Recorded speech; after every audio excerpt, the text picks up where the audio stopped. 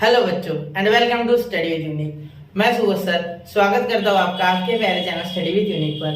जैसा कि आप जानते हो हमारा मैथ 1 का 12th स्टैंडर्ड का पार्ट 1 जो चैप्टर चालू हुआ है 6th चैप्टर जिसका नाम है लाइंस एंड प्लेन्स, और उसका हमारा 6.3 तक पूरा विद बेसिक्स कवर हो चुका है। ठीक है, और अब हमारी लास्ट एक्सरसाइज है बच्चों, एक्सरसाइज 6.4, जिसमें हमें पढ़ना है कि angle between lines and plane, angle between two planes, और उसके बाद आपको ये भी पढ़ना है बच्चों कि distance between a point and a plane. ऐसी बहुत सी 2-4 पॉइंट्स है जो हमें सीखने हैं। ठीक है, तो मैं आपको सबसे पहले यहाँ बताने जा रहा हूँ एंगल बिटवीन टू प्लेन्स। ठीक है, वो कैसे डिफाइन होता है और किस तरीके से हम उसे निकाल दें। टेक्स्ट बुक में इतना बढ़िया प्रूफ नहीं है इसका, मैं पूरा आपको प्रूफ के साथ बताऊंगा और ये जरूर देखना।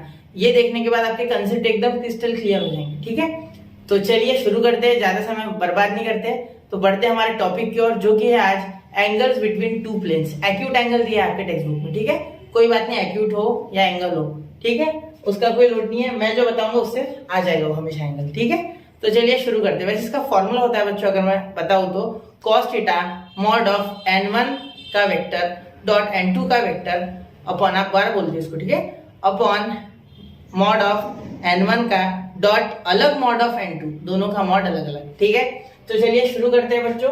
ये देखिए, सबसे पहले मैंने यहाँ दो इंटरसेक्टिंग प्लेन्स की एक पिक्चर ले ली है। यहाँ देखो, ये एक मिनट ब्लैक कलर ले लूं मैं थोड़ा, ठीक है बेटा। चलो देखो, ये और ये दो प्लेन है। ठीक है, ये कुछ इस तरीके से इंटरसेक्ट कर, ये प्लेन ऐसे पीछे होगा और ये प्लेन भी कुछ इस तरीके से होगा। देखो, अगर ऐसा बनाए तो हम 3D में, ठीक है, ये इस तरीके से कुछ प्लेन्स होंगे। क्लियर? तो angle between two planes is defined by angle between their normals. अब ये क्यों होता है? ठीक है, हमेशा आपने सुना होगा कि एंगल बिटवीन टू प्लेन्स हमेशा उनके नॉर्मल के बीच के थीटा एंगल से डिफाइंड होता है। ऐसा क्यों? ठीक है, क्या ये और ये एंगल सेम होता है? हाँ बिल्कुल होता है बेटा, इसका भी प्रूफ दूंगा मैं। रुक जाओ 2 मिनट, पहले मैं टॉपिक लिख लूं, वही रह गया गड़बड़ में। देखो, equation angle between two planes जो मेन है वही रह गया ना। चलो ये टॉपिक तो डाल लेते हैं एटलीस्ट। ठीक है, इतना समझ गए। अब देखो, आपको पता है कि अगर दो प्लेन है तो उनका जो इंटरसेक्शन ऑफ टू प्लेन सीखा था हमने, ठीक है, उसमें हमने सीखा था कि दो प्लेन्स को किस तरीके से उनके इक्वेशन से डिफाइन किया जाता है। R bar dot N bar is equal to d bar, तो उसे ही हम एन कहेंगे बार, यहाँ एरो है, ये वेक्टर है, ठीक, कोई बात नहीं, सेम मीनिंग होता है, और ये d1 इसे n1। क्यों? क्योंकि ये पहला प्लेन है और ये दूसरा। देखो, दूसरे के लिए r bar dot n2 bar is equal to d2 bar. ठीक है, तो ये d2 बार कहां से आया? ये देखो, हमने इक्वेशन पढ़ा था, r bar n bar is equal to a bar dot n bar. ठीक है, याद होगा आपको। और इनका आंसर कुछ स्केलर आता है, तो इसलिए हम स्केलर आता है। ठीक है, क्या आंसर आता है? स्केलर। ठीक है, क्योंकि दो वेक्टर्स का डॉट प्रोडक्ट हमेशा एक स्केलर आता है। स्केलर यानी कांस्टेंट, यानी कोई भी नंबर, एनी नंबर। ठीक है, तो उसे हम कह देंगे डी। क्या कह देंगे बच्चों? डी। तो इसीलिए यही डी है। ठीक है, जो गंगाधर है वही शक्तिमान है। ठीक है, समझ गए?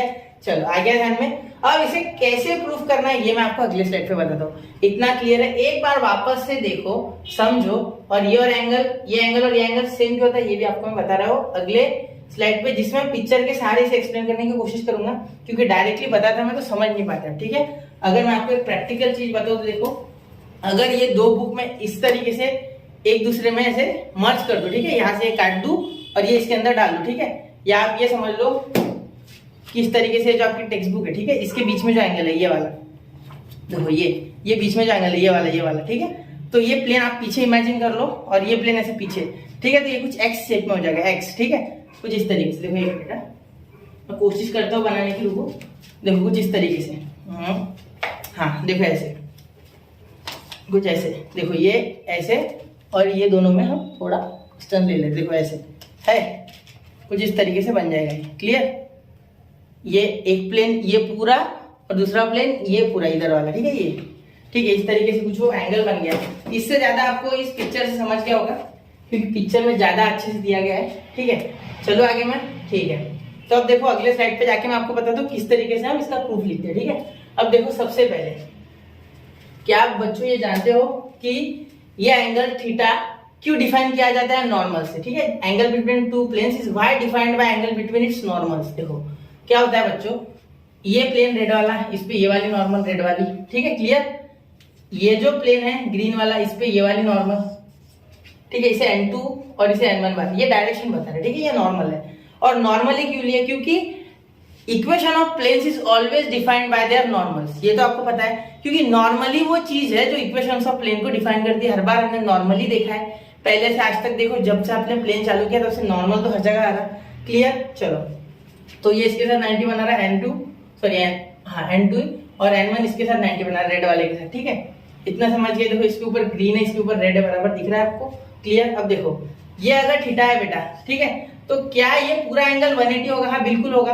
तो ये अगर 180 है बेटा पूरा एंगल, तो ये इतना एंगल क्या हम बोल सकते हैं, इतना, देखो मैं अलग रंग से कर देता है यहाँ, ये देखो ये जो मैंने किया है पिंक से, क्या मैं इसे 180 माइनस थीटा नहीं बोल सकता? बिल्कुल बोल सकते हो सर, ऐसा बोलोगे आप, है ना? बिल्कुल, क्यों नहीं बोल सकते, क्योंकि ये पूरा 180, ये थीटा, तो ये बचा हुआ 180 माइनस थीटा, ये डिटेल में दिया नहीं टेक्स्ट बुक में, मैं बता रहा हूँ, देखो ध्यान से देखना, ठीक है। अब ये 180 माइनस थीटा, तो यहाँ इन नॉर्मल्स के कारण और इस प्लेन के कारण देखो एक क्वाड्रिलेटरल बन गया, सही है। और क्वाड्रिलेटरल की प्रॉपर्टी क्या होती है बेटा, पूरे जो एंगल्स होते हैं उनकी एडिशन 360 होती है, मतलब ये एंगल, ये एंगल, ये एंगल और ये एंगल मिलके कितना हो जाएगा, 360। क्लियर, तो अगर आप अच्छे से देखो तो ये दोनों तो 90 में निपट गए, ये 90 90 मतलब 180 तो कैंसिल हो गए इसमें से, ये भी 90 ये भी 90, तो ये खत्म, ठीक है। तो बचा कौन, इन दोनों का भी एडिशन 180 होगा, क्योंकि देखो 360 पूरा होता है बेटा, ठीक है, पूरे sum of all angles of quadrilateral is 360। अब इसका और इसका 90 90 में निपट गया, ठीक है, मतलब 180 माइनस कर लो तो कितने बचे बेटा, 180। अब ये 180 जो बचे बेटा, उसमें ये जो एंगल है, ये जो एंगल होगा वही तो ये होगा। क्लियर, तो ये जो एंगल है ये भी 180 माइनस थीटा आ गया, यहाँ लिखा है लेकिन फिर भी मैं अपने से लिखता हूँ, 180 माइनस थीटा आ गया ये वाला एंगल, ठीक है। अब ये अगर 180 माइनस थीटा इसके कारण ये आया, ठीक है, क्योंकि ये जो है ये लाइन सेम है, जिसके कारण ये एंगल बीच का सेम आ जाएगा, ठीक है।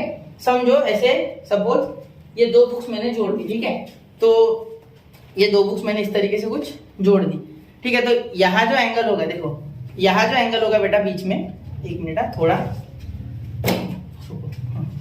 ये देखो ये जो एंगल होगा, ये यहाँ जो एंगल बनाएगी बेटा ये बुक, यहाँ बीच में, यहाँ देखो, यहाँ देखो, यहाँ जो एंगल बनाएगी वही पूरे बुक में होगा, ठीक है। पूरा एंगल जो होगा वो सेम होगा, यहाँ पूरे प्लेन पे एंगल जो होगा इन दोनों के बीच में हमेशा क्या होगा, सेम होगा, तो उसके कारण हम यहाँ पे 180 माइनस थीटा बोल सकते हैं, ठीक है।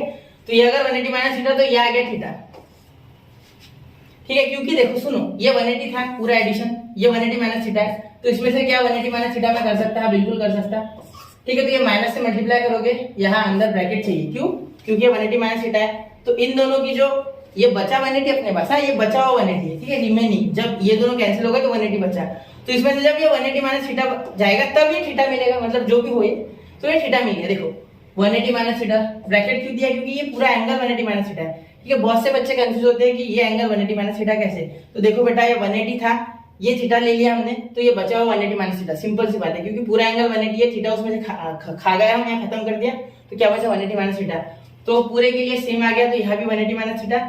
हमें पता है sum of all angles of quadrilateral is 360, 360 में से ये 90 90 निपट गया, 180 बन के, ठीक है, बचे 180, और 180 माइनस 180 माइनस थीटा, ठीक है, उससे मिल जाएगा ये वाला थीटा। क्लियर, समझ रहे हो ना? देखो अच्छे से ध्यान से देना, ये दोनों की एडिशन 180 है ना, तो 180 माइनस थीटा में इसमें से माइनस करते, तो ये 180 और ये 180 कैंसिल हो जाएगा, क्योंकि माइनस करेंगे तो प्लस माइनस माइनस, ये माइनस माइनस हो जाएगा प्लस थीटा, ठीक है। तो इसीलिए हमने यहाँ का एंगल बोल दिया थीटा।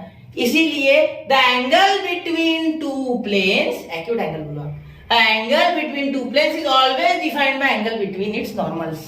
कैसा लगा, अच्छा लगा? चलो, तो ये दिया नहीं है, ठीक है, और मैंने देखा है बहुत से जो बच्चे होते हैं इसमें कंफ्यूज होते हैं, तो इसलिए आज मैं इसका प्रूफ बता रहा हूँ आपको पूरा डिटेल में, क्योंकि ये अगर थीटा है तो ये भी थीटा है। हाँ, मैं जानता हूँ IIT JEE वाले होंगे तो उन्हें समझ गया होगा ये, क्योंकि उनके ऑलरेडी वो जो बुक्स पढ़ते हैं लाइक सेंगेज एंड ऑल, उसमें दिया होता है, लेकिन हमारे टेक्स्ट बुक में इतना दिया नहीं है ना, MST की बुक में होता है, इसलिए ये थीटा तो ये थीटा। क्यों? क्योंकि ये पूरा उसके पीछे का जो एक लॉजिक है, ये आज हिडन लॉजिक हमने पढ़ लिया, ठीक है। इसको वापस से एक बार देखना अगर नहीं समझा तो बेटा, ठीक है। चलो अब आगे की स्लाइड पे क्या है, हाँ आगे की स्लाइड पे मैं आपको बता दूं, इस पे बता देता, ठीक है, पहले वो बाद में एक्सप्लेन करता। अब देखो यहाँ ये अगर थीटा है बेटा, ठीक है, तो क्या आप बोल सकते कि N1 डॉट N2, देखो अच्छे से ध्यान से देना, N1 dot N2, N1 dot N2 बाहर ले लेंगे हम, ऐसा देने की कोई जरूरत नहीं हमें, ठीक है, हमारे इसमें बार दिया तो हम भी बार ही देंगे, ठीक है। वो डायरेक्शन एक्चुअली डायरेक्शन के लिए होता है, सिर्फ आपको पता होगा ना, वेक्टर वाले जितने भी क्वांटिटीज होते हैं उनमें डायरेक्शन होता है, और जितनी भी स्केलर होती है उनको डायरेक्शन नहीं होता है, ठीक, सही बात है नहीं? चलो थम्स अप इस बात पे, ठीक है। अब ये n1 डॉट n2 अगर आप करें तो क्या हो जाएगा बेटा, n1 का मॉड यानी मैग्नीट्यूड, ठीक है, n2 का मैग्नीट्यूड, ठीक है, कॉस थीटा। क्या आप जानते हो? बिल्कुल। तो ये कॉस थीटा क्या है बेटा, अगर मैं कॉस थीटा इधर लिख लूं और मैं ये लिख लूं n1 bar dot n2 bar upon n1 n2, ठीक है, मॉड, ये मैग्नीट्यूड है इनका। ये आप जानते हो कि ये बोलने की मुझे जरूरत नहीं है क्योंकि आप ये जानते हो, तो इसीलिए फॉर्मूला कुछ इस तरीके से आ जाएगा। Angle between two vectors is always defined by angle between their normals. अब एक्यूट लगा लो चाहिए तो, ठीक है। Why this cos theta is equal to n1 bar dot n2 bar upon n1 का मैग्नीट्यूड इंटू n2 का मैग्नीट्यूड। इसका लॉजिक समझ गया है? ये पूरे उसके पीछे का लॉजिक था जो मैंने आज एक्सप्लेन कर दिया आपको अच्छे से, ठीक है। तो ये समझना चाहिए बेटा, ठीक है। इसको रिवाइंड करो, देखो, रिवाइंड करो, देखो, ये समझना चाहिए। आगे अगर आपने मैथ्स आ गया इंजीनियरिंग वगैरह में, जनरली बच्चे इंजीनियरिंग में बहुत जाते हैं, तो तब कोई क्वेश्चन नहीं आने वाला आपके मन में, या आप बीएससी मैथ्स वगैरह करो तो, ठीक है। ये समझ गए? चलो आगे चलते हैं। ये क्लियर हो गया? चलो स्क्रीनशॉट निकालो चाहिए तो 1 2 3 में बढ़ रहा हूँ आगे। चलो अब देखो, अब मैं आपको क्या बताऊंगा, अब मैं ये बताना चाहता हूँ मेरी तरफ से, ये जो लाइन थी बीच की, ये दो प्लेन्स हैं, देखो ये एक प्लेन, ये एक प्लेन, तो इनके बीच में ये वाला जो है, ये तो मोटा करूंगा मैं थोड़ा, तो ये यहाँ मिल रहा है, तो इसके बीच की ये जो लाइन है सफेद वाली, ये जो आपको दिख रही है, ठीक है, ये सफेद दिख रही होगी, सफेद, ये देखो मैं सफेद बना दूं खुद से, चलो मैं सफेद बना देता, ये, ठीक है। तो ये जो लाइन है बेटा, ये हमेशा इस पीले लाइन से, मतलब इसके क्रॉस प्रोडक्ट से जो इसमें नॉर्मल बनेगा, मतलब इसमें जो परपेंडिकुलर बनेगा, ठीक है, क्रॉस प्रोडक्ट करते हो तो आपको परपेंडिकुलर मिलता है, आपको पता है। तो क्रॉस प्रोडक्ट करने के बाद जो परपेंडिकुलर मिलेगा उससे ये लाइन हमेशा पैरेलल रहेगी, ठीक है, ये इससे पैरेलल है। जैसे फॉर एग्जांपल देखो, अगर ये बोलूं मैं, इसके बीच में अगर मैं बोलूं कि एक इस तरीके से ये पकड़ लूं मैं, सफेद लाइन, ये सफेद वाली लाइन ये है, ठीक है। तो ये अगर नॉर्मल होगा दो वेक्टर्स के बीच का, तो ये पेन और ये हमेशा पैरेलल है, क्या है, पैरेलल, ठीक है। इसका काम नहीं है लेकिन मैं बताना चाहता हूँ इसलिए बता दिया, ठीक है। चलो चलो आगे, ठीक है। अब ये सुन लिया आपने, आगे चलते, लास्ट में मैंने कुछ लिया है वो भी आपको डिटेल में एक्सप्लेन करूंगा। अब देखो, अब कंडीशन हमारे टेक्स्ट बुक में कुछ अलग अलग, तो सबसे पहली जो कंडीशन है वो कंडीशन हो गया, एंगल निकल गया। अब अगर वही फॉर्मूला हम, अगर दो प्लेन्स परपेंडिकुलर है, मतलब क्या है, तो वो कुछ इस तरीके से, देखो 90 का एंगल फॉर्म कर रहे हो, देखो ऐसा 90 डिग्री का एंगल फॉर्म कर, ठीक है। इसके पीछे के प्लेन आप इमेजिन कर लो, ये नीचे वाला और इधर वाला इमेजिन कर लेना, ठीक है। अब ये कुछ 90 पे, ठीक है, बीच में राइट एंगल बन रहा है, तो क्या होगा देखो, तो कुछ इस तरीके से होगा कि अगर आप फॉर्मूला लगा दो, ये 90 बन गया, ठीक है। तो angle is always defined by angle between their normals, तो ये भी 90, तो ये अगर नॉर्मल के बीच का 90 तो प्लेन का 90 तो नॉर्मल के बीच का 90। Angles are same between normals of the planes and the planes, ठीक है। प्लेन्स और नॉर्मल के बीच में एंगल सेम रहेगा, तो ये याद रखना। तो फॉर्मूला लगा के देखो क्या आ जाएगा। देखो कोई भी चीज है ना डायरेक्टली ब्लाइंडली मान मत लेना, सीधा आपको मैं बोल दूं कि बेटा जब भी दो नॉर्मल्स दो प्लेन्स अगर परपेंडिकुलर हो तो आप बोल देना कि 0 हो जाएगा, n1 डॉट n2 0 हो जाएगा, ऐसे ब्लाइंडली मत माना करो, ठीक है।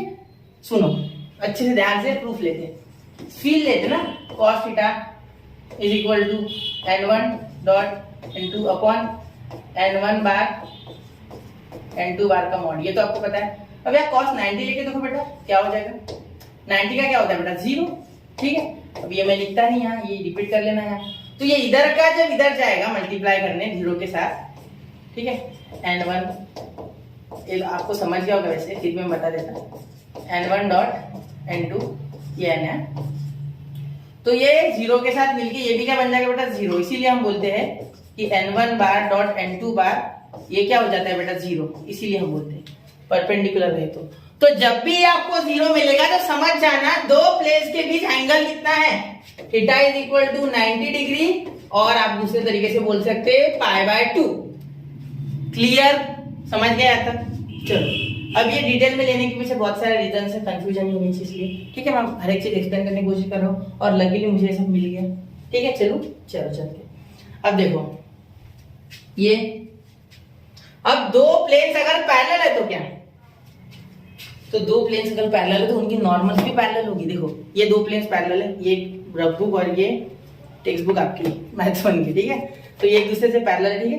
तो इनमें अगर मैं कुछ वेक्टर बना लूं इस तरीके से, मतलब ये पेन अगर मैं इस पे वेक्टर रख दूं, देखो कोशिश करूंगा रखने की, देखो ये, और इसके ऊपर भी सेम वेक्टर, तो ये देखो इसका नॉर्मल और इसका नॉर्मल क्या हो जाएगा, पैरेलल। क्यों? क्योंकि ये इनके साथ 90 बनाएंगे, ठीक है। तो ये इसके साथ 90 बनाएगा, ये इसके साथ 90 बनाएगा, ऐसे, ठीक है। तो ये दोनों मिलके तो 180 हो गया, मतलब कौन सा एंगल, इंटीरियर एंगल, इसलिए पैरेलल, ठीक है। अब पैरेलल है तो क्या हो जाएगा, देखो पैरेलल है तो एंगल क्या हो जाएगा, थीटा 0, ठीक है। तो अब थीटा 0 होने पे कंडीशन लगा के देखते, थीटा 0 होने पे कंडीशन लगा के देखते, cos theta is equal to n1 dot n2 bar upon n1 magnitude n2 का मैग्नीट्यूड। क्लियर? अब देखो बेटा यहाँ cos 0 लगा दो, क्या हो जाएगा, cos 0 क्या होता है बेटा 1, ये वापस आप वैसे वापस लिख लेना, इसको यहाँ रिपीट करना है, ठीक है।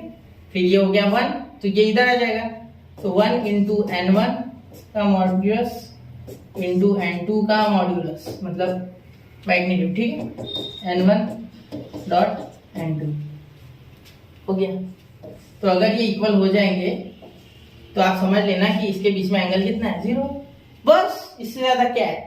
क्लियर हो गई ये बातें, एंगल बिटवीन टू प्लेन्स, इसका भी स्क्रीनशॉट निकालो, चाहिए तो वापस से एक बार देखो, नहीं समझाया तो, लेकिन ध्यान से सुनना, ठीक है। ये अगर पैरेलल है तो, ठीक है, then planes, two planes are parallel, ठीक है। क्लियर? दिख रहा है पूरा अच्छे से? मैंने आपको ज्यादा से ज्यादा 15-16 मिनट लिए होंगे आपके, मैंने खत्म कर दिया पूरा टॉपिक, ठीक है। अब आगे चलते, अब आगे बहुत मजेदार है, ठीक है। अब आगे देखो, अब ये मैं आपको एक बार एक्सप्लेन कर दूं, जो मैंने पूरा पढ़ाया वो एक बार समराइज कर दे। ये थोड़ा सा अलग रंग लेके कोशिश होगी मेरी, चलो देखते हैं, गुलाबी ले लेते हैं ना। Angle between two planes is defined as the angle between their normals. Why ये देखा हमने फर्स्ट स्लाइड में, ठीक है, फर्स्ट सेकंड में देखा शायद, है ना। If theta is the angle between two planes represented by the equation, ये आपको पता है, एक r bar dot n1 bar is equal to d1, ठीक है। d1 पे बार नहीं देना, वो स्केलर है, ठीक है, हाँ वो वेक्टर नहीं है, याद रखना। r bar dot n2 bar is equal to d2, ठीक है, इस पे बार होता है, d2 पे बार नहीं होता, ठीक है। तो ये थीटा, अब ये इनवर्स आ गया, ठीक है, कोई बात नहीं बेटा, आपको फॉर्मूला क्या बताया मैंने, देखो सुनो, कंफ्यूज मत होना। cos theta is equal to n1 bar dot n2 bar upon n1 का मैग्नीट्यूड n2 का मैग्नीट्यूड, कंफ्यूज नहीं होना, सिर्फ ये cos इधर आ गया, मतलब ये इनवर्स हो गया भाई, ठीक है। बाकी ये ऐसे का ऐसे, इसको क्लू नहीं कर लेते, अब क्या लिखना है इसको बार बार, चलो लेट्स क्लू ऑन, देखो ये चिपका देते हैं, बस आ गया, समझ गए। चलो अब cos इनवर्स ऑफ ये पूरा दिख रहा है ना, एक बार सरका लेना थोड़ा, है ना। चलो क्लियर, क्लियर हो गया, कोई बात, कोई मन में मलाल बिल्कुल नहीं, चलो ठीक है, अच्छी बात है, कोई कंफ्यूजन नहीं होना, मलाल है ना कंफ्यूजन, ठीक है। Two planes are perpendicular to each other if dot product of their normals is equal to 0। अभी बताया मैंने आपको, देखो यहाँ कौन सी स्लाइड थी वो, ये स्लाइड नंबर क्या है, 4 है, ठीक है। क्लियर? अब ये देखो, अब लास्ट वाली स्लाइड के बारे में बात करेंगे शायद, हाँ। Two planes are parallel if their normals are parallel to each other, मतलब दो प्लेन भी पैरेलल अगर उनके नॉर्मल पैरेलल है, क्योंकि थीटा इज इक्वल टू क्या बेटा, 0 डिग्री, यहाँ की कंडीशन है ना, यहाँ की, ठीक है। ये नोट डाउन कर लो, चाहिए तो, ये पॉइंट्स बहुत काम में आएंगे, क्वेश्चन करते समय काम में आएंगे, ठीक है। 6.6 में अभी बेसिक्स कर लेते क्लियर, उसके बाद बहुत काम में आएंगे। क्लियर हो गया? चलो मैं आगे, ठीक है। अब हम देखेंगे angle between a line and a plane, ठीक है, सबसे पहले वो देखेंगे। चलो तो देखो, angle between a line and a plane.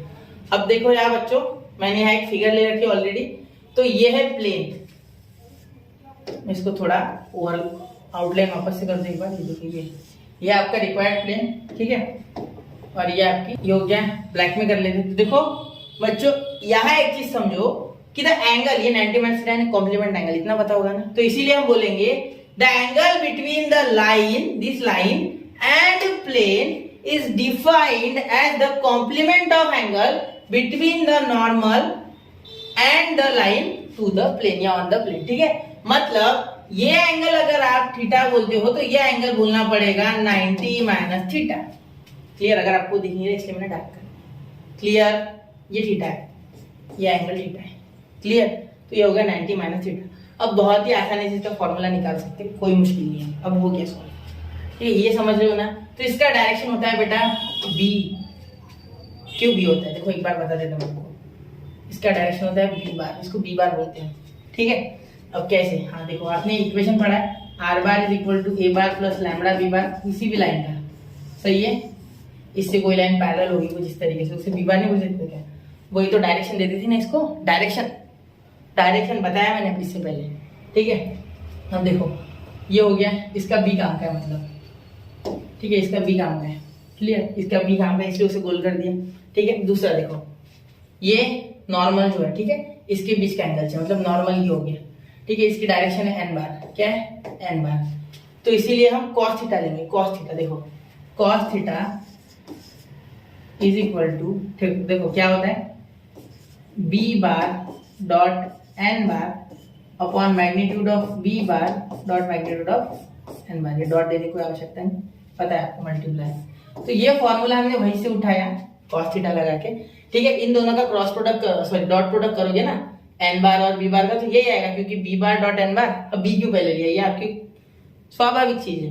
तो देखो बेटा आपने डॉट प्रोडक्ट में सीखा है कि अगर बी डॉट एन लिखो या एन डॉट बी लिखो कोई फर्क पड़ता नहीं है, ठीक है, ये कॉम्पिटेटिव है, क्लियर, समझ गए। चलो चलते हैं आए ध्यान में। चलो अब देखो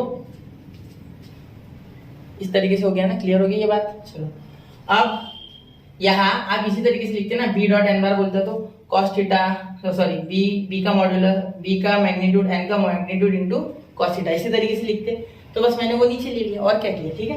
अब इसको इस पे चेन नहीं आया क्योंकि ये तो थीटा आ गया ना, इसको अब अलग रंग से लिखता है, मैं गुलाबी से लिखता, ठीक है। नीचे देखो यहाँ इससे चेन नहीं पढ़ा हमने, क्यों, क्योंकि ये थीटा है, सिर्फ थीटा आ गया। अभी 90 माइनस थीटा का है बेटा, ये तो होना हमें तो ये चाहिए ना, ठीक है। तो चलो हमें ये पता है कि cos थीटा का रिलेशन विथ साइन होता है साइन 90 माइनस थीटा। तो ये रिलेशन क्यों नहीं यूज करते फिर, हमें तो पता है ना मैथ्स में कोई ना कोई चीज कहीं ना कहीं यूज करनी होती है, ठीक है। मैथ्स में कोई ना कोई चीज कहीं ना कहीं यूज होती है, तो हमें पता है, ठीक है। अब देखो फिर साइन 90 माइनस थीटा, क्लियर। अब देखो यहाँ के लिख सकते कॉस को साइन 90 माइनस थीटा, इस एंगल को हम फाइव भी बोल सकते हैं, ये मैं यहाँ बोल देता हूँ साइड में, 90 minus theta is equal to 5, ये 5 आ गया। अब देखो यहाँ क्या लिखेंगे, sine 90 minus theta is equal to, यहाँ लिख सकते हैं कॉस की जगह साइन 90 माइनस थीटा, ये तो पता होगा ना आपको, sine A into cos B minus cos A into sine B, ठीक है, याद होगा। तो कॉस जब जीरो आ जाएगा तो पूरी आगे की टर्म जीरो, बीच में माइनस बचेगा। चलो करके दे देते हैं, साइन 90 इंटू कॉस थीटा, बीच में आएगा माइनस, साइन में साइन नहीं बदलता, साइन नहीं बदलता सर, कॉस 90 इंटू साइन, ये 90 है, ठीक है, थीटा में 90 साइन थीटा, ये पूरी टर्म जीरो क्योंकि कॉस 90 जीरो, ये 1 तो बचा कौन कॉस थीटा, इसीलिए इसका आंसर कॉस आता है, ठीक है, इस तरीके से, क्लियर। अब इसीलिए हम यहाँ लिख सकते हैं, हमें चाहिए था इसलिए जानबूझ के लिखा है, ठीक है, ऐसा कुछ नहीं है कि ये डिफाइन करने के लिए सिर्फ लिख दिया, काम के लिए, हमारे काम के लिए लिया, ठीक है। तो इसे 5 बोल देंगे तो हो गया ना, साइन 5 का formula is equal to B bar dot N bar upon B bar का मॉड और एन बार का मॉड, हो गया आंसर, बस क्लियर। कैसा लगा, आ गया स्वाद, समझ में आ गया, चलो स्वाद आ गया होगा, मेरे हिसाब से तो आ गया होगा, ठीक है। इसमें भी एक दो कंडीशन है, चलो देखते हैं, ठीक है, नहीं है कोई कंडीशन नहीं, ये फॉर्मूला है, ठीक है। तो देख लो साइन 5 इक्वल टू, अब ये तो सीधी सी बात है कि अगर ये जीरो होगा, ठीक है, अगर ये एक दूसरे पे परपेंडिकुलर होगा सपोज, ठीक है, लाइन अगर इस पे परपेंडिकुलर होगी, ठीक है, तो ये साइन 90 है तो ये 1 हो जाएगा पूरा, ठीक है, ये साइन 90 की वैल्यू 1 आती है ना, अगर ये 5 को 1 कर दो, अगर ये 5 को 0 कर दो, ये स्टैंडर्ड कंडीशन है, ठीक है, 5 को 0 कर दो तो ये 0, तो इसका डॉट प्रोडक्ट 0 आ जाएगा, मतलब अगर ये 5 हो गया 0, if 5 इक्वल टू 0, तो ये क्या हो जाएगा, देखो b bar dot N bar equal to 0, सीधी सी बात है, मतलब ये लाइन पैरेलल है इस प्लेन से, ठीक है, सिंपल सी बात है। 5 0, तो देखो ये प्लेन है, सपोज ये प्लेन है, ठीक है, और इस पे ये लाइन है, ये इस पे पैरेलल है, तो इनके बीच का एंगल बेटा 0, angle between parallel line is 0, आए कोई चिपक ही नहीं रहा हो तो एंगल कैसे बनेगा, आर्म्स तो चिपकने चाहिए तब एंगल बनेगा, ये ऐसे कहाँ एंगल बन रहा है, वेक्टर को तो ऐसे हिलाया जा सकता है ना, फ्री वेक्टर है ना, तो ये अगर एक लाइन है और ये प्लेन है, तो ये ऐसे चिपक गया, मतलब ये कोलिनियर है, यानी 0 एंगल बना, सीधी सी बात है। आयरन में डायरेक्शन एक है ना, ऐसे देखो, ठीक है, समझ गए? चलो क्लियर हो गई बात। ठीक है, यहाँ मैंने ये आपको एक्सप्लेन कर दिया, 90 होगा तो 1 आ जाएगा, मतलब ये और ये इक्वल हो जाएगा। उसके उल्टा उसमें देखो क्या था, उसमें जब एंगल 0 हो तब, ठीक है, तब वो परपेंडिकुलर होते थे। यहाँ अगर 0 हो तो पैरेलल है, समझ गया नहीं? 5 0 डाला पैरेलल हो जाएंगे, सिंपल सी बात है। कॉस और साइन की जो वैल्यूज है उल्टी आती है ना, टेबल लिखते समय भी काम में लिया होगा आपने उसको, जब लिखते थे टेबल, ठीक है, समझ गए इतना? चलो, तो यहाँ ये हो गया हमारा, ठीक है, angle between line and a plane and angle between 2 planes, ये हो गया। चलो आगे के टॉपिक की ओर बढ़ते, ठीक है, चलिए फिर चलते आगे के टॉपिक को, इसका स्क्रीनशॉट निकाल लो, मैं चल रहा हूँ आगे के टॉपिक की ओर।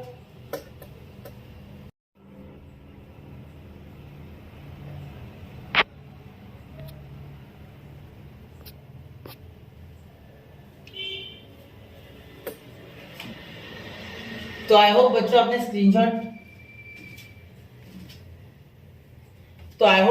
स्क्रीनशॉट निकाल लिया होगा। अब हम अगले टॉपिक की ओर बढ़ रहे हैं, ठीक है, वो टॉपिक हमारा है coplanarity of two lines. Coplanarity of two lines, पहले लिख लूं, कोप्लेनरिटी आ रही है ऑफ टू लाइंस। टू आप TW भी लिख सकते हैं, कुछ नहीं, पाबंदी नहीं, ठीक है, मैथ्स घूमो जितना घूमना है, इन्वेंशन करो, ठीक है, थ्योरम्स बनाओ, ठीक है। देखो सुनो, हमने ये तो पढ़ा है, ये कोप्लेनरिटी ऑफ टू लाइन छोड़ो, मेरी बात सुनो पहले, ठीक। आपको पता है कि अगर दो, एक मिनट पेन ले लूंगा हाथ में, देखो, अगर ये दो पैरेलल लाइन है, ठीक है, तो ये हमेशा कोप्लेनर होगी। आप बोलोगे सर ये हालत दूंगा, अरे यार फ्री वेक्टर है, नीचे लिख दूंगा उसे, ऐसे बन गया ना कोप्लेनर, ऐसे कर दूंगा, हो गया, बन गया कोप्लेनर। क्या है उसमें, प्लेन को ऊपर ले लूंगा, मेरी इच्छा, ठीक है। तो दो पैरेलल लाइंस हमेशा कोप्लेनर होगी, two parallel lines are always coplanar, ठीक है। दूसरी बात, ये इतना क्लियर हो गया आपको? अब देखो, if two non parallel lines are coplanar, ठीक है, if two non parallel lines are coplanar, then the shortest distance between them is always 0। So ये प्लेन है, ये पैरेलल है, ये पैरेलल लाइन है, ठीक है। अब ये प्लेन है, इस पे दो इस तरीके से नॉन पैरेलल रख दो, तो ये आगे जाके मिलेंगे नहीं, इनके बीच का शॉर्टेस्ट डिस्टेंस 0 नहीं हो जाएगा, यहाँ 0 हो गया ना डिस्टेंस, सिंपल बात है, ठीक है। जैसे एक्सप्लेन, देखो ये और ये पैरेलल है, सपोज एक मिनट ना, ये देखो, ये पेन रखता हूँ, ये हिलेगा, ठीक, इसके पास ये है ना, इससे कट जाएगा ये आगे, ये हो गया। अब ये पेन दिख रहा है इस पे, अब देखो ये अगर मैं इस तरीके से रख दूँ तो ये पैरेलल है। अब आप बोलोगे सर यहाँ लेके जाता ना, हो गया पैरेलल है एक दूसरे से, ठीक है। और अगर ये इंटरसेक्ट हो रहा है, इंटरसेक्टिंग होता है, ये देखो ये इस तरीके से, इस पर अगर ये इस तरीके से इंटरसेक्ट कर दूँ या इसको ऐसे रख दूँ, ये नॉन पैरेलल हो गया, तो ये आगे जाके मिल जाएंगे कुछ इस तरीके से, क्लियर दिख रहा है? पूरी कोशिश मेरी तरफ से बताने की, ठीक है। आप खुद भी करके देखो, लेके एक बुक लो और ऐसे करके देखो, दो पेन तो हर एक के पास होते हैं, नहीं है खरीद लो, समझ गए? चलो आगे ध्यान में, समझ गए ना इतना, ठीक है। अब कन्वर्स, इसको उल्टा बोल देंगे, ठीक है, कि अगर दो लाइंस के बीच का, ठीक है, दो लाइंस के बीच का अगर डिस्टेंस 0 है, ठीक है, अगर डिस्टेंस 0 तो वो नॉन पैरेलल कोप्लेनर लाइंस है। क्या है? नॉन पैरेलल कोप्लेनर लाइंस है, ऐसा बोलता हूँ, ठीक है। अब ये बोर हो रहा होगा आपको शायद, चलो सुन लो फिर भी, तो सिलेबस में ना बताना ही होगा, ये आपने ऑलरेडी पढ़ रखा है, ठीक है, shortest distance between two lines, याद होगा आपको।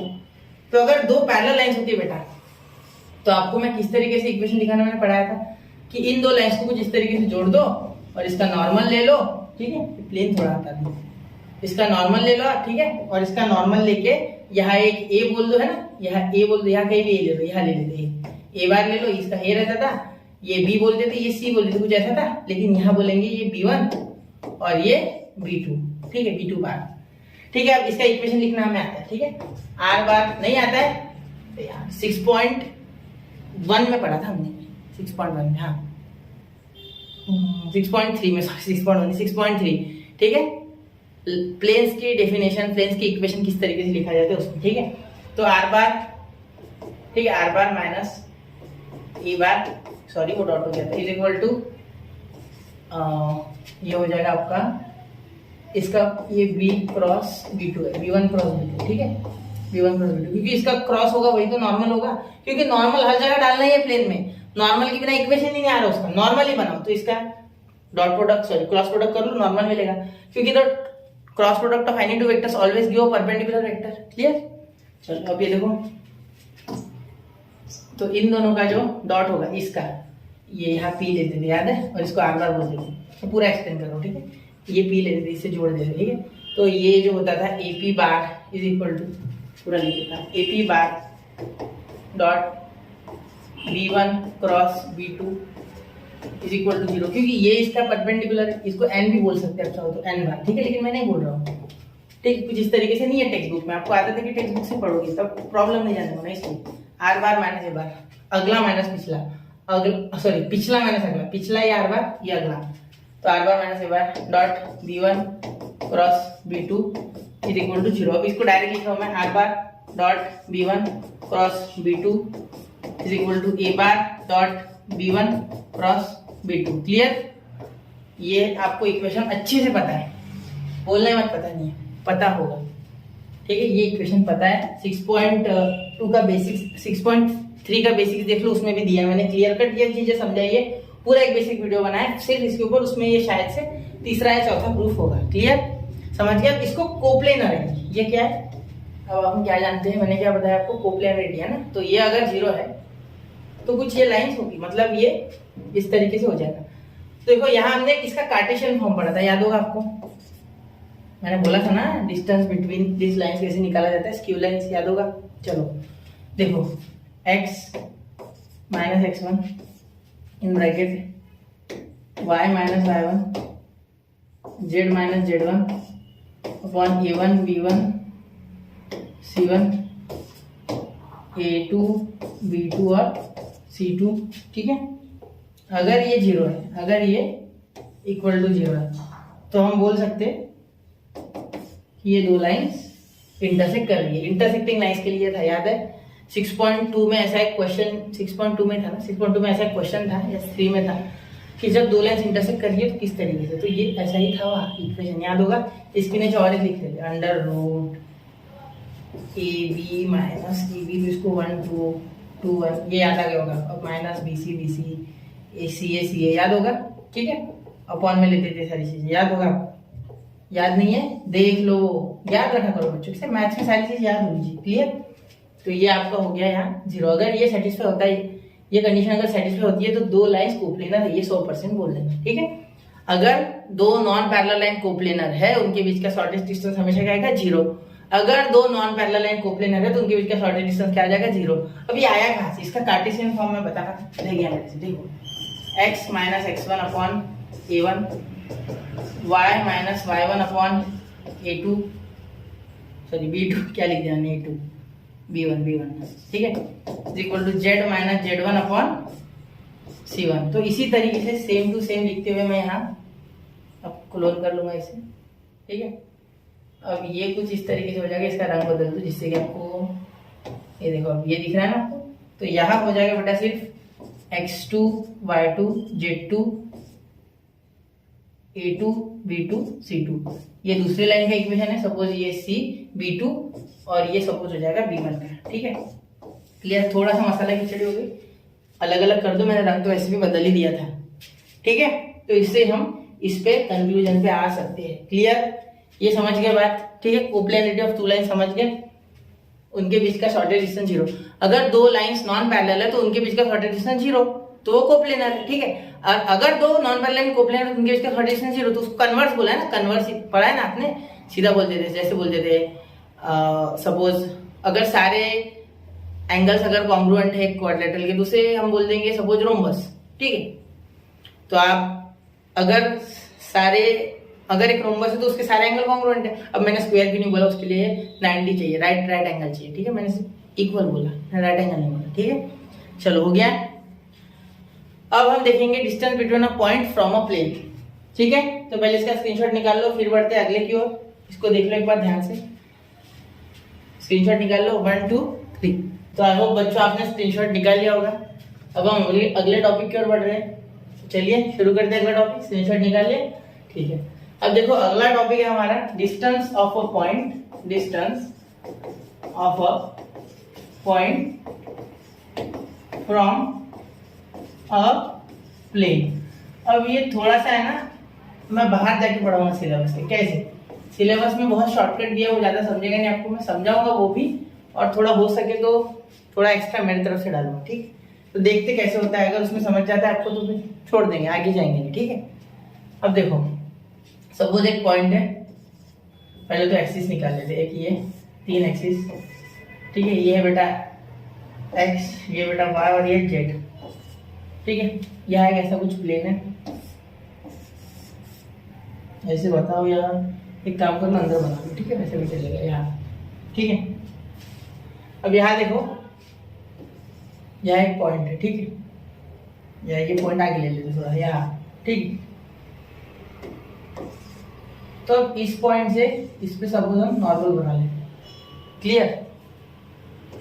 तो अब मैं क्या करता हूँ, हमेशा हमने देखा ये नॉर्मल है, ये नॉर्मल है, याद रखना। हमेशा हम क्या करते थे, जब भी इस तरीके का हमें कुछ मिलता था, ठीक है, तो यहाँ इस प्लेन को डिफाइन करने के लिए नॉर्मल चाहिए, आपको पता है, ठीक है?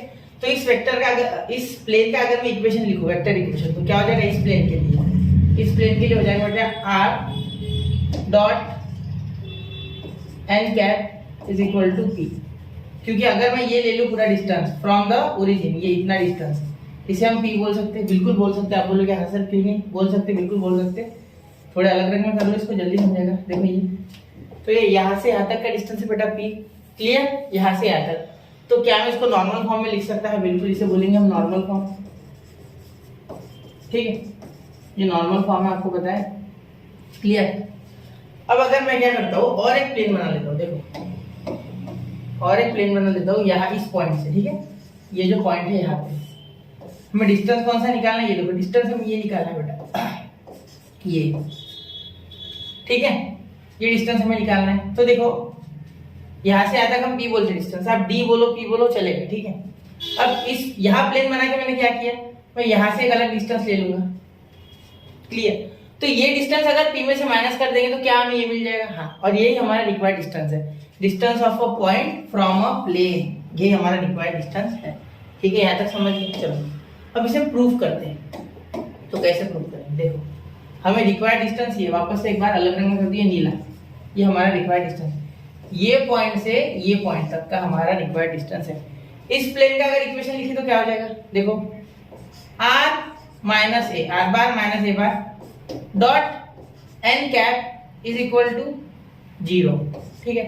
और उसे अगर सिंप्लीफाई करेंगे तो आ जाएगा r bar dot n cap is equal to a bar dot n cap. अब आप बोलोगे सर ये n कैप यहाँ कैसे आ गया? ये हमने पढ़ाया नॉर्मल फॉर्म, ये पढ़ाया हमने, ये नॉर्मल फॉर्म अलग, ये normal form of a point, ठीक है? ये देखो, आपने बोला था ना, हमने 3 बोला, 4 चीजों से प्लेन डिफाइन किया था। यहाँ हम क्या करते, देखो एक पॉइंट है जो प्लेन से बाहर है, देखो ये सपोज पकड़ लो, ठीक है? ये ओरिजिन है, ये ओरिजिन है ना, तो यहाँ इसका इक्वेशन ये पूरा, क्योंकि ये जो है ये वेक्टर, इसे हम एन कैप कह देंगे। क्या कह देंगे बच्चों? N cap. तो एन कैप यहाँ भी और एन कैप यहाँ भी है, ठीक है? एन कैप यहाँ भी है, एन कैप यहाँ भी है। चाहो तो इस पॉइंट को नाम दे दो ए और ए बार, ठीक है? ए और ए बार, इसको ए बार बोल दो, इसका पोजीशन वेक्टर ए बार, इसका पोजीशन, इसका जो पॉइंट है वो ए बोल दो, ठीक है? अब देखो क्या हो जाएगा, यहाँ मैंने ऐसा कैसे बोला, ठीक? R bar minus A bar dot N cap equal to 0, ठीक है? तो ये जो वेक्टर, इसके अलावा हमें नॉर्मल चाहिए, तो ये तो इसका नॉर्मल वेक्टर है ना बच्चों, बिल्कुल। और ये आर नहीं अकेला, यहाँ ए भी है साथ में, ठीक है? तो आर माइनस ए हो जाएगा, क्योंकि इस पे एक पॉइंट है स्पेशल है, इस पे कोई पॉइंट नहीं था, इस पे डायरेक्ट एक नॉर्मल था, तो इसलिए हमने नॉर्मल फॉर्म लिखा, ठीक है? लेकिन इस पे और एक पॉइंट है जो कि ए है, जो कि हमारा रिक्वायर्ड पॉइंट है, मतलब इस पॉइंट से डिस्टेंस यहाँ तक चाहिए, मतलब ये रिक्वायर्ड पॉइंट है, सिंपल सी बात, क्लियर? यहाँ तक समझ गए? तो अगर मैं इसे भी एक नाम दे दूं, सपोज एम दे दूं, क्या दे दूं? एम, ठीक है? क्लियर यहाँ तक? तो ये हो गया हमारा इस प्लेन का इक्वेशन, पिंक वाले, ठीक है? पिंक वाले का, पिंक वाला लिख देते हैं आप, और ये हमारा ब्लैक वाले का, ब्लैक, जो कि गिवन था। ये तो हमने खुद से बनाया, याद रखना, हमने क्लेवरनेस क्या की, देखो हमने चतुराई क्या की हमने, ठीक है? ये हमने खुद से बना लिया, ठीक है? अब देखो डिस्टेंस कैसे निकलेंगे, बहुत आसान है। अब देखो डिस्टेंस मैं रेड कलर से निकाल के बताता हूँ। यहाँ अगर आप सोचोगे तो क्या ये और ये कॉमन है बेटा? आप बोलोगे हाँ सर बिल्कुल। तो क्या मैं ये नहीं बोल सकता कि डिस्टेंस जो कि मैं ले लेता हूँ डिस्टेंस ऑफ AM, मतलब AM AM है ना, AM है ना हमारे लिए, ठीक है, is equal to A bar P minus A cap और ये N का यूनिट वेक्टर। अब ये मैंने ऐसा क्यों बोला और इन्हें मॉड में ले लेना, मैंने ऐसा क्यों बोला, बहुत से बच्चों के मन में शंका है। अब देखो बच्चों, जो इधर रहता था वो क्या रहता है, ये तो मैग्नीट्यूड ही रहता है ना, इस length of that line, length of that ये जो लाइन आती है पूरी इसकी लेंथ होती है, ये क्लियर। मतलब अगर सपोज मैं ऐसा एक प्लेन बनाऊं और ये बना लूं तो ये क्या है, ये तो यही है ना A डॉट एन कैप और ये भी P, ठीक है। तो सुनो क्या हो गया, ये P जो डिस्टेंस था ये इतना था, देखो ये इतना था, क्लियर, ये पूरा, और ये A डॉट एन कैप इतना है, ये रेड वाला जो मैंने मार्क किया ये इतना, तो हमें चाहिए ये पूरा, तो हमें ये निकाल लिया हमने, तो इतना अगर माइनस कर दोगे तो बचा कौन सा, ये तो निकल गया ना, तो ये रेड वाला छोड़ दो, इसे भूल जाओ, ये हमें AM मिल गया, ठीक है। कैसे मिला, देखो ये वेक्टर का इतना, क्लियर, ये वाले इसका इतना डिस्टेंस है, ठीक है, और इसका डिस्टेंस इतना, ये नीला, क्लियर, कोई दिक्कत, क्योंकि ये तो हमें एक स्केलर मिलता था ना, ये डिस्टेंस रहता था ना हमारा, टेंशन मत लो। ये अगर ये जो ये आपको जो दिख रहा है ये कैप के कारण आप कंफ्यूज हो रहे हो, तो ये कैप जो है ना बेटा, ये कैप यूनिट वेक्टर जरूर है लेकिन ये भी IJK के फॉर्म में होगा, ये भी IJK, तो dot product of any two vectors is a scalar, means distance या कांस्टेंट, तो एक नंबर मिलेगा, यहां भी एक नंबर मिलेगा। सपोज ये P आ गया 10, ये आ गया 4, तो 6, ये डिस्टेंस आ गया 6, क्लियर, अब क्लियर हो गया होगा। अब आप बोलोगे सर अगर ये पॉइंट इधर ना होगी इधर होता तो, और ये कुछ इस तरीके से यहाँ से लेते तो डिस्टेंस, ये इस साइड का इस साइड भी हो सकता है ना, तो यहाँ से अगर निकालेंगे तो अगर आपके दिमाग में आया भी नहीं तो मैं पहले बता दूं, ठीक है। ये अगर पॉइंट देखो, ये कुछ इस तरीके से प्लेन आ गया यार, ये इस साइड आ गया सपोज, ठीक है, तो क्या हो जाएगा। अब देखो बेटा ये वेक्टर है, वेक्टर में क्या होता है, अपने आप वो सारे साइंस वगैरह एडजस्ट कर लेते, क्यों, क्योंकि वेक्टर डिजाइन इस तरीके से कि आपने शायद फिजिक्स में सुपरपोजिशन ऑफ वेव सीखा होगा, इसका फिजिक्स तो होगा, इस साल आपने सुपरपोजिशन ऑफ वेव सीखा, ठीक है। उसमें एक फॉर्मूला आपको याद है या नहीं मुझे पता नहीं, लेकिन मैं एक बार आपको रिवाइज करा दूं, ठीक है, जो कि था देखो y net is equal to yi plus yr, ठीक है, और ये है सुपरपोजिशन, ठीक है। ये फॉर्मूला आपको पता है नहीं पता है तो लेना देना नहीं, लेकिन समझो कि जब भी फिजिक्स में वेक्टर आता है तब आपको फिजिक्स टीचर बोलते होंगे कि बेटा साइन ऑटोमेटिकली वेक्टर संभाल लेगा, तो यहाँ भी वो साइन और प्लस माइनस का विषय वेक्टर संभाल लेगा, यहाँ आपको ऐड करने की कोई जरूरत नहीं है। मतलब यहाँ आप बोलोगे ना अगर इधर ले लिया तो क्या प्लस होगा सर, बिल्कुल नहीं होगा, लॉजिक तो यही कहता है ना कि प्लस होगा, दोनों साइड है तो, लेकिन ऐसा कुछ नहीं होगा, टेंशन मत लो, ये जो वेक्टर है ऑटोमेटिकली संभाल लेगा और साथ में साइन का ये मॉड संभाल लेगा, इसीलिए इस तरीके से कुछ हम डिस्टेंस लिखते हैं, ठीक है। तो यहाँ बच्चों हमारा ये खत्म होता है टॉपिक जो कि बेसिक्स ऑफ 6.4 था। अब हम एक्सरसाइज 6.4 अगले लेक्चर में कवर करेंगे, तो पढ़ते रहे, आगे बढ़ते रहे, स्टडी के साथ बने रहे। तो बच्चों यहाँ हमारा ये टॉपिक खत्म होता है, ठीक है। तो अब इसे अच्छे से रिवाइज कर लेना, distance of a point from a line, और ये समझने की कोशिश करना, 2-4 बार देख लेना है रिवाइज कर करके, वैसे समझाया तो पूरा है। तो यहाँ हमारे स्टेट बोर्ड के हिसाब से यही खत्म है, ठीक है, इसलिए इतना ही बताया आपको। आगे अगर किसी को चाहिए कोई JEE नीट अगर कर रहा है तो आप कमेंट कर देना, मैं बता दूंगा, ठीक है, वो भी बना लेंगे वीडियो। तो मिलते हैं अगले लेक्चर में जो कि 6.4 एक्सरसाइज पूरी आ जाएगी उसमें। तो यहाँ 6 चैप्टर हमारा खत्म हो जाएगा अगले एक्सरसाइज के बाद। तो स्टडी विद यूनिक के साथ बने रहे, पढ़ते रहे, आगे बढ़ते रहे, सपोर्ट बनाए रखे। जय हिंद, जय भारत।